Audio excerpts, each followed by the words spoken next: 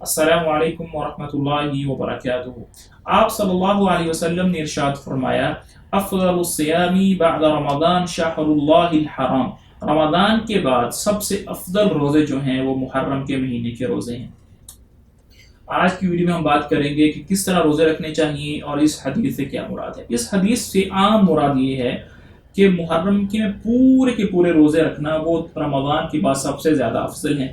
یعنی کوئی آدمی یکم محرم سے لے کر 30 محرم تک روزے رکھے گا تو یہ افضل اور افضل سونے پر سہاگا ہے۔ لیکن خاص طور پر عاشورہ 10 محرم کا روزہ رکھنا، اس کے بارے میں بڑی فضیلت آئی ہے۔ تو جو آدمی پورے محرم کے روزے نہیں رکھ سکتا اس کو چاہیے کہ کم از کم 10 محرم کے روزے رکھے۔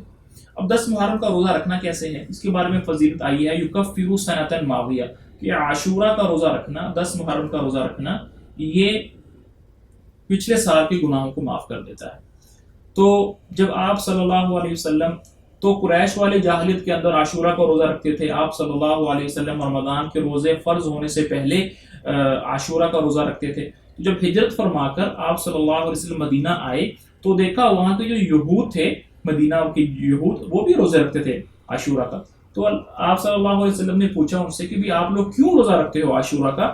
تو کہا کہ اس دن اللہ تعالیٰ نے موسیٰ علیہ السلام کو فرعون سے نجات دی تھی اور فرعون کو ہلاک کیا تھا۔ تو آپ صلی اللہ علیہ وسلم نے فرمایا، نحن اولا واحق بموسیٰ منکم، کہ ہم تو پھر زیادہ حقدار ہیں موسیٰ علیہ السلام کی طرف، کیونکہ وہ تو ہمارے بھائی ہیں۔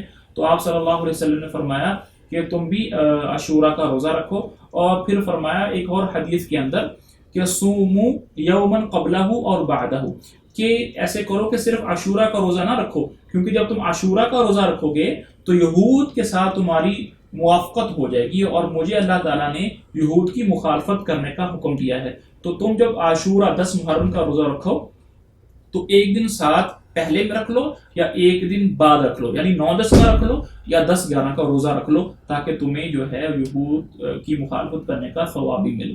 تو اب 9-10 کا روزہ رکھ لیں یا 10-11 کا روزہ رکھیں، تو ان میں سے افضل کیا ہے؟ 9-10 کا روزہ رکھنا زیادہ افضل ہے یا 10-11 کا رکھنا افضل ہے؟ تو آپ صلی اللہ علیہ وسلم نے ارشاد فرمایا کہ اگر میں اگلے سال زندہ رہا تو میں 9 ذی الحجہ کا روزہ ضرور رکھوں گا۔ تو اس سے پتہ چلا کہ 9 ذی الحجہ اور 10 ذی الحجہ 2 یہ رکھنا زیادہ افضل ہے، لیکن اگر ایسا نہیں ہو سکتا تو 10 اور 11 کا بھی روزہ رکھ لیں تو آپ کو پھر بھی ثواب مل جائے گا۔ تو اللہ تعالیٰ مجھے اور آپ کو یہ روزہ رکھنے کی توفیق نصیب فرمائے۔ هذا وصلی اللہ علی نبینا محمد وعلی آلہ وصحبہ اجمعین۔